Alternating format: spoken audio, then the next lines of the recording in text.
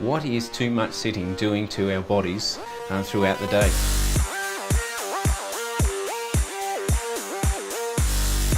Well, we have a big program of research here at Baker IDI looking at the potential harmful effects of too much sitting for various health outcomes, and we're now starting to understand that too much sitting can be detrimental to a number of health outcomes, including diabetes, heart disease, overweight and obesity.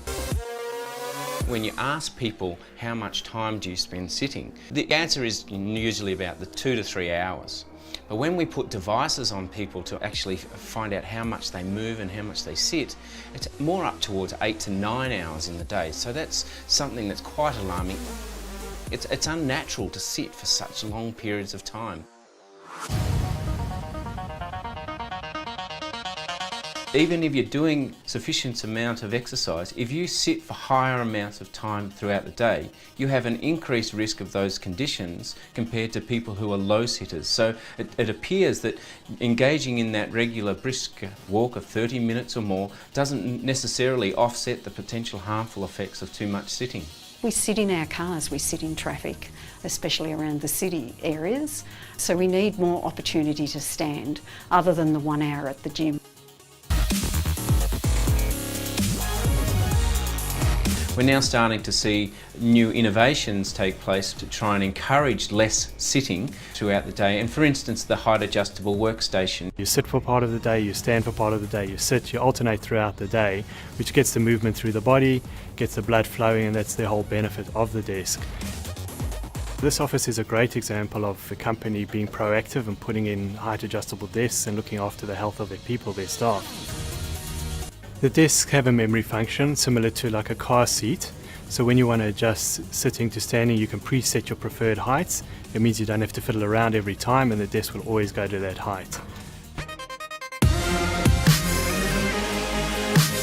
If someone comes into the office, I'll give them the choice of standing or sitting if they'd like to sit. And nearly always people say they'd like to stand.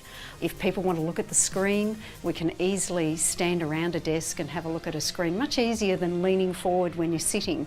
If you want to get a meeting done in a hurry, then standing up is one way of actually getting everyone to move on and get to the point. Go! When we're standing, I think there's more freedom of movement, people feel more relaxed, and we tend to be able to talk to each other very easily, eye contact, all that sort of thing. It's very easy when you're standing. Sitting isn't a bad thing. Obviously you want to be able to sit and stand. It's not healthy to stand all day as well, so the benefit of the desk is to alternate between both.